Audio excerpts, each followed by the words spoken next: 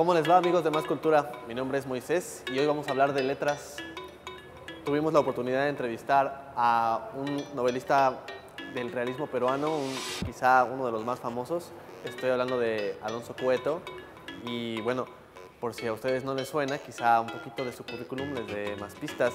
Él escribió La Hora Azul, de la cual se está filmando ya una película, y es ganador del premio Herralde de novela, un premio español, un premio que otorga la editorial Anagrama, que seguramente así la conocen. Y bueno, si todavía esto no se les hace lo suficiente, pues quizá otros ganadores del premio Herralde les digan algo. Por ejemplo, ahí están Vila Matas, Sergio Pitol, también está Juan Francisco Ferré, Juan Villoro. Entonces, pues creo que ya con este currículum por lo menos los puedo antojar un poquito a que le echen un ojo a la obra de Alonso Cueto. Vamos a estar hablando un poquito de su obra, de su amor por la lengua española, de su trabajo como docente. Así que pues ahí les va. Alonso Cueto, quédense con nosotros, continuamos.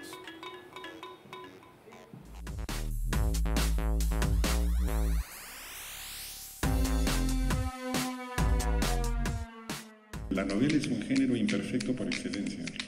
Es decir, yo escuché decir esto a Nicole Krauss, una escritora norteamericana, que comparaba el cuento con una habitación y la casa, la novela con una casa. Entonces decía, en las casas, no hay ninguna casa que sea perfecta, porque siempre hay un ruido, una habitación que está de más, alguna bisagra que suena, ¿no? Y eso es igual que una novela. En cambio, hay cuentos que son como habitaciones, y hay habitaciones que son perfectas, donde todo encaja, todo está en su lugar. Pero las novelas que más me interesan tal vez son las novelas que tienen algunas imperfecciones, que reflejan las imperfecciones de la vida, ¿no?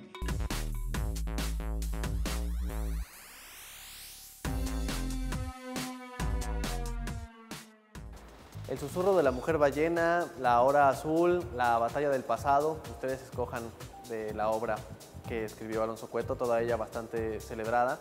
Ha venido trabajando un camino pues bastante laboriosamente, se le ha reconocido muy bien. Y bueno, el nombre les debe de sonar porque él estuvo aquí en Jalapa en una edición del High Festival. Y bueno, él, además de ser festejado como un novelista del realismo, uno de los grandes novelistas peruanos, como ya les comentaba, también realiza una labor, de alguna manera es una labor docente, es una labor un poco como especialista. Él participó, por ejemplo, en 2013 como un curioso, como un amante del español, en un congreso que hubo en Sydney para los maestros de español, seguramente organizado por el Instituto Cervantes, que son como los grandes guardianes de la lengua española. Ahí Alonso Cueto nos habló de las lenguas que él conoce y cómo es que el español tiene un papel central, obviamente no solo por ser su lengua materna, sino porque él habla de la cadencia, de cómo el español tiene un alma única, un alma alegre, un alma fresca. Y bueno, pueden encontrar muchísimo sobre Cueto, hablando de la lengua española en internet. Pero bueno, vamos a escucharlo a él en un minuto más y nosotros continuamos aquí en Más Cultura.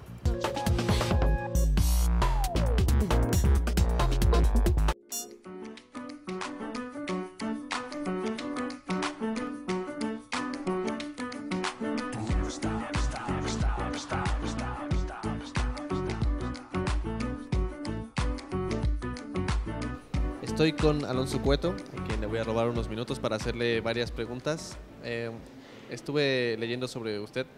Me llama mucho la atención el salto que ocurrió en su ejercicio de la literatura desde La Batalla del Pasado, del 1983, hasta El Árbol del Tesoro, del 2011. ¿Cómo llegó ahí, al Árbol del Tesoro? Bueno, El Árbol del Tesoro es una historia para niños. Es la historia de unos niños que tienen que, por razones económicas, hacer leña, ¿no?, de un árbol que siempre los ha cobijado, acompañado, y entonces hay un diálogo en el que el árbol les pide que no lo destruyan, y ellos empiezan a observarlo. Y bueno, es una historia que lo que quería era crear, digamos, contar la aventura de unos niños que se ven obligados a observar su entorno, ¿no? Digamos que lo que me interesaba resaltar en la historia era la capacidad de observación, ¿no? de los niños. Pero en general, digamos, desde La batalla del pasado hasta este último libro y hasta Cuerpos secretos, que es la última novela, pues lo que me ha interesado siempre es hacer preguntas, mostrar la ambigüedad, ¿no? de los personajes, y no llegar a conclusiones o a respuestas, sino hacer nuevas preguntas sobre, digamos, lo que me parece fundamental, que es la ambigüedad, las contradicciones, las conductas de los seres humanos, y cómo esas contradicciones y ambigüedades se dan en un contexto de los países latinoamericanos, ¿no? Que son de por sí sociedades también ambiguas y contradictorias, ¿no? Me da mucha curiosidad, sobre todo porque pues un novelista consagrado como usted de repente decide pues cambiarse la camiseta, por decirlo de alguna manera, y pues cambiar de público, cambiar de lenguaje. Quiero saber por qué y cómo. ¿Qué fue lo que lo motivó a hacerlo? Y pues cómo se le habla a los niños. Bueno, lo que me motivó a hacerlo es que llegó un día mi hijo del colegio y me dijo que había contado esta historia a sus amigos, ¿no? La historia de unos niños que quieren cortar un árbol, y digamos el diálogo que tienen con el árbol, ¿no? Y que había recibido una serie de críticas y de comentarios de sus compañeros en el colegio sobre eso. Y es muy interesante tu pregunta porque muchos piensan que es difícil escribir un cuento para niños, que es muy fácil escribir un cuento para niños, y que no hay más que, digamos, contar una historia muy sencilla, pero los niños tienen una lógica. Los niños hacen preguntas, o sea, los niños no aceptan cualquier historia, ¿no? Por ejemplo, ¿por qué tienen que cortarlo? Si hasta ese momento había habido una, digamos, una relación muy estrecha con el árbol, ¿no? Y entonces hay que darles unas razones. Hubo una sequía, hubo una serie de problemas de la familia económicos, por eso se ven obligados a cortarlo. O sea que quizá uno de los temas de los que fui muy consciente es que hay una lógica y una serie de causas y efectos en las historias infantiles que muchos escritores no toman en cuenta porque creen que los niños van a aceptar cualquier historia. Los niños no aceptan cualquier historia. No creo que haya un lenguaje especial para escribirlos. Tampoco que uno piensa en tal o cual niño cuando le escribe. Los cuentos infantiles son parte de la vida de todos nosotros. Todos nosotros hemos sido y seguimos siendo lectores de cuentos infantiles y recordamos los cuentos, ¿no? De hecho, hay diferentes versiones, ¿no? En cada historia, pero creo que La Cenicienta, Caperucita Roja, Hansel y Gretel tocan fibras esenciales en los miedos y deseos de todos nosotros, y todavía a pesar de que fueron escritas hace tantos años y por autores de otras lenguas, pues siguen ejerciendo digamos, un efecto muy, muy importante en grandes y en pequeños, ¿no? Así que, digamos, el tema de los cuentos infantiles es un tema crucial para cualquier lector y para cualquier escritor, ¿no?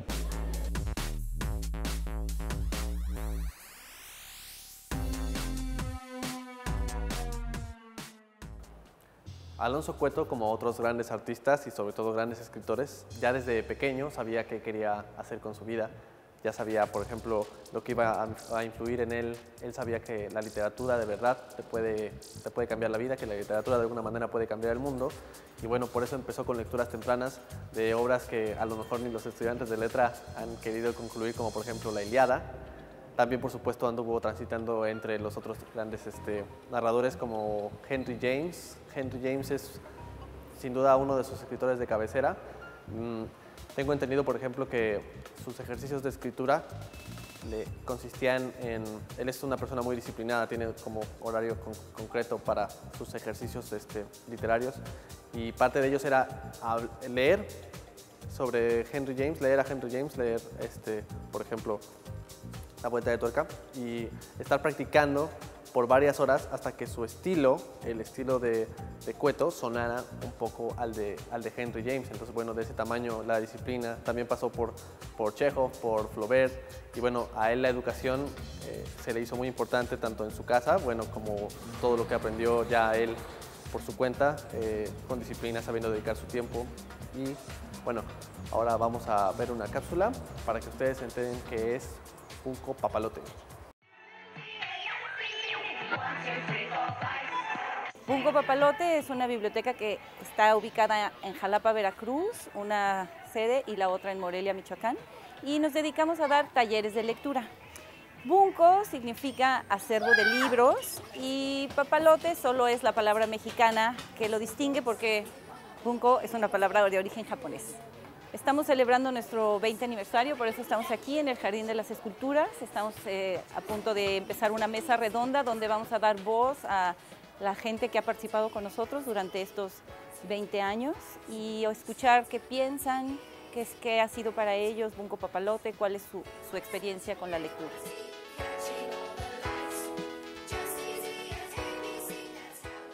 En lo cotidiano damos talleres de lectura por las tardes a niños desde bebés de 6 meses hasta jóvenes de 14, 16 años.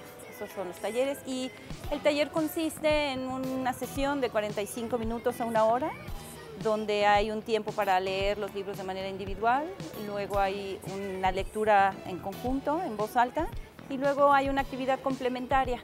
A veces es juego, a veces es una actividad plástica. Además de desarrollar habilidades cognitivas como sería el lenguaje, vocabulario, asociaciones, ciertos rasgos de inteligencia, proponemos, ¿no?, en nuestra metodología el trabajo de la lectura desde la dimensión social. Y esto es voltear a ver al otro, trabajar en relación con los otros y no solo leer para mí, ¿no? Y también trabajamos mucho qué hacemos con lo que leemos, ¿no? Cómo lo ponemos en práctica. Qué hacer para apreciar la diversidad y no convertirla en desigualdad, ¿no?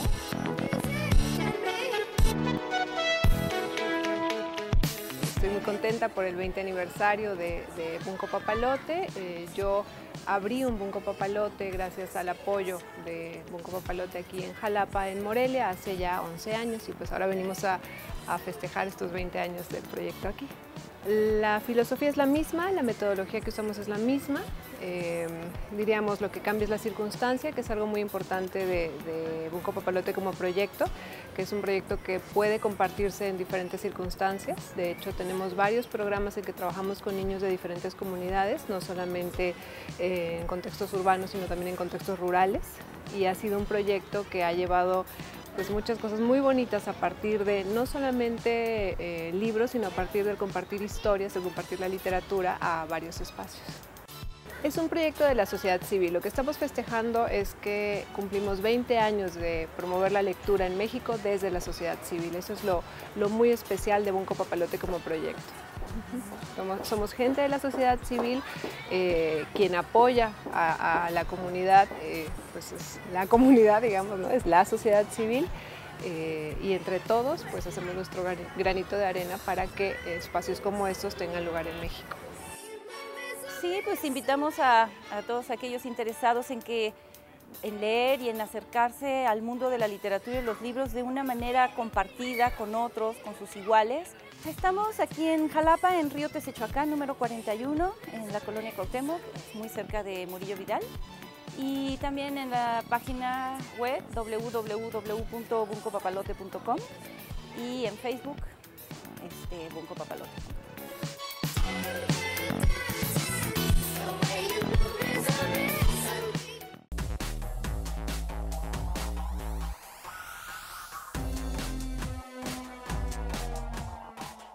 Como muchos otros escritores, Alonso Cueto tiene un gran papel, como ya lo mencionamos, en la docencia, en la corriente del realismo peruano de que ya les hemos estado hablando. Vale la pena que ustedes sepan que obras como por ejemplo La Hora Azul, de la que como ya les comenté hay un filme, una película en proceso, pues también ha sido traducida al búlgaro, al inglés, al francés, al alemán. Para él la literatura es de verdad un acto del que él nos va a hablar un poquito más adelante en la entrevista, pero también lo es no solamente el proceso de escritura, sino también el proceso de lectura. Es quizá uno de los componentes más valiosos para él. Él es de estas personas que se van un poco quizá al extremo, por decirlo de alguna manera. Él dice que uno tiene que escribir cuando ya no hay nada, no hay ninguna otra cosa que puedas hacer en tu vida excepto eso. Entonces, sabes que puedes ser un escritor. Pero para ser un lector, la vara está pues definitivamente en otro lugar. Para él, la lectura es un acto de libertad, es un acto que se debe de realizar como para completar de alguna manera la experiencia humana. Para él, el contacto con la literatura sí te puede cambiar la vida, sí puede influir de alguna manera en el desarrollo, en la historia. A la pregunta expresa de si la literatura puede cambiar la historia, bueno, su respuesta ustedes la verán en un momentito, es bastante interesante, bastante completa, así que vamos a escuchar un poquito más de la charla con Alonso Cueto.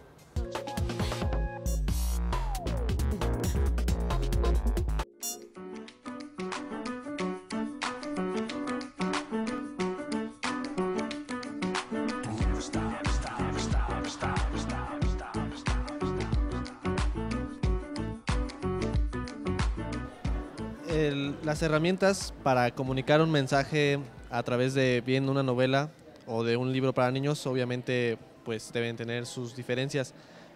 ¿Considera que el mensaje es más efectivo en un público que en otro? Yo no creo que deba haber un mensaje, ¿no? Yo no creo que uno escriba una historia pensando en una lección, en un mensaje. Creo que lo más importante en cualquier historia para niños o para adultos es crear unos personajes verdaderos, que tengan una identidad, que busquen unos objetivos y que sean capaces de funcionar por ellos mismos, ¿no? Y que si logran esas características para un escritor, pues las tendrán también para un lector, ¿no? Y que, digamos, los mensajes, las lecciones o las interpretaciones, ¿no?, de la historia, pues podrán venir de los mismos lectores, ¿no?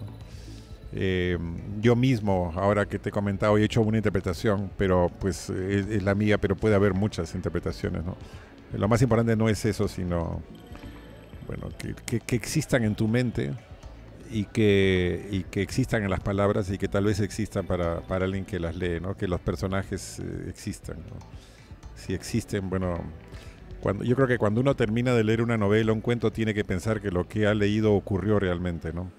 Es como cuando te despiertas de un sueño, ¿no? Cuando te despiertas de un sueño piensas que lo que soñaste ocurrió, ¿no? Y después ya te das cuenta de que no, pero es lo mismo que al terminar un libro, ¿no? Y bueno, por eso es que la gente va a La Mancha y trata de visitar la casa del Quijote, y los que van a Verona quieren saber dónde está el balcón donde Romeo declaró su amor a Julieta, ¿no? Porque esos personajes existieron, ¿no? Y esa es la aspiración de un escritor, ¿no? Que sus personajes tengan sangre, tengan carne y tengan vida propia, ¿no? También he encontrado entrevistas donde a usted se le pregunta mucho sobre la lectura y la escritura como actos. Incluso hay quien le pregunta, ¿la literatura cambia la vida? Hubo un tiempo en el que se pensó que la literatura transformaba la sociedad. De hecho, hay casos en los que eso ocurrió, como por ejemplo La cabaña del tío Tom de Harriet Beecher Stowe. Sabemos hoy que contribuyó a la liberación de la esclavitud y a la guerra civil en Estados Unidos, ¿no? Hoy día yo no estoy tan seguro de eso, de que transforma la sociedad, pero sí creo que la literatura puede cambiar la vida, ¿no? O sea, la vida individual de las personas, ¿no? O sea, que hay ciertas obras que uno lee y que cambian la vida de uno para siempre, ¿no?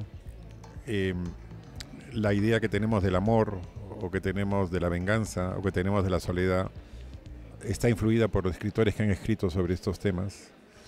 Hay escenarios que no vamos a poder reconocer de la misma manera después de haber leído a algunos escritores, ¿no? Las experiencias que tenemos frente al mar, o en los viajes de mar, para mí por lo menos son muy distintas después de haber leído a las novelas de Conrad. Y lo mismo podría decirte de un viaje que hagas por Jalisco después de haber leído los cuentos de Rulfo, ¿no? O sea que no solo por los escenarios, sino también por las emociones vinculadas a esos escenarios, por las visiones vinculadas a esos escenarios, la literatura te cambia la vida, ¿no? Y uno es los libros que ha leído. Los libros que uno ha leído son parte de la biografía clandestina de cada persona. Un ser humano se interesa especialmente por algunos autores porque se conectan con su inconsciente, con sus lados más ocultos y más secretos. Tus miedos, tus deseos, tus pulsiones están expresados ahí en esas páginas, ¿no? Si te interesa ciertos autores es porque hay algo en sus páginas que se ha conectado con algo esencial en tu psicología, ¿no? Y entonces los libros expresan la biografía clandestina de todos nosotros, ¿no? Sí. Pues muchísimas gracias, Alonso Un Cueto, gusto, por tu Moisés, tiempo. encantado. Continuamos.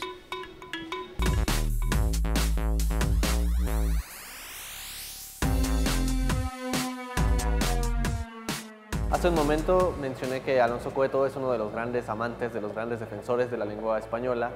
Para él definitivamente es, pues hasta cierto punto no le hace mucha falta echarle porras. Él dice, como también dije hace un momento, hay que tener un buen corazón, aparte de un dominio profundo del lenguaje, para hablar bien el español.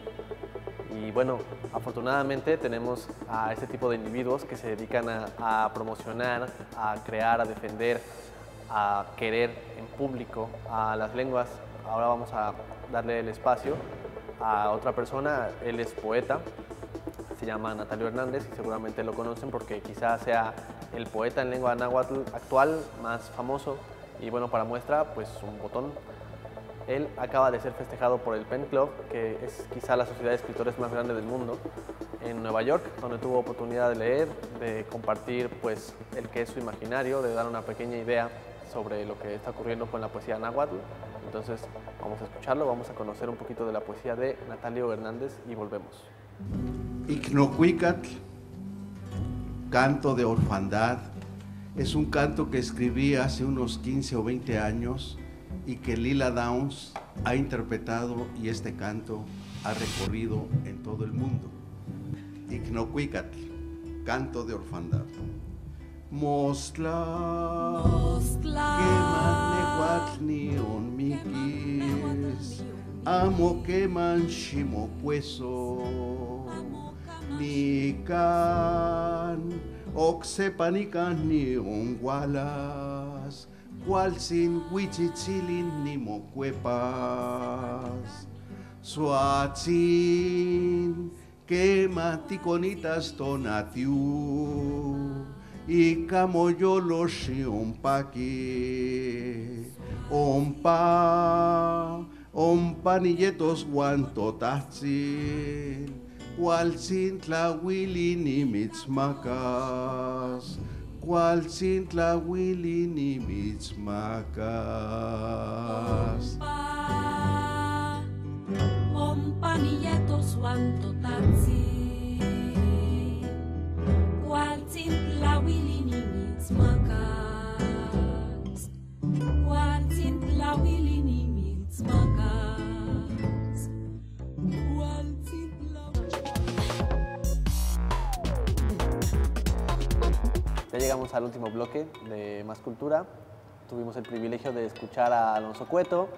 Ya platicamos un poquito sobre su trayectoria, sobre sus premios, sobre su obra. Y bueno, todo esto definitivamente es muy importante para llegar a conocerlo, a un escritor de su talla, un escritor tan importante tanto como para Perú, como para la novela en español. Y bueno, me gustaría que nos quedáramos con lo que él nos cuenta sobre su uso, sobre su disfrute, sobre el goce que uno puede tener por las letras. Me gustaría que ustedes, si tienen la oportunidad, por supuesto, disfruten de la lectura de Alonso Cueto. Él es, pues aparte de conferencista y maestro, que lo conozcan como el gran novelista que es, como se merece que lo conozcan. Recuerden que él está en Anagrama, ustedes lo pueden encontrar sin ir demasiado lejos, aquí en Veracruz y en cualquier otro lugar del país. Disfruten de su obra, pues tengan sus palabras en mente. Leer es un acto de libertad, entonces yo les puedo recomendar todo lo que quieran, pero queden ustedes que decidan hacerlo. Alonso Cueto es un buen pretexto para hacerlo. Esto fue Más Cultura, nos vemos la próxima.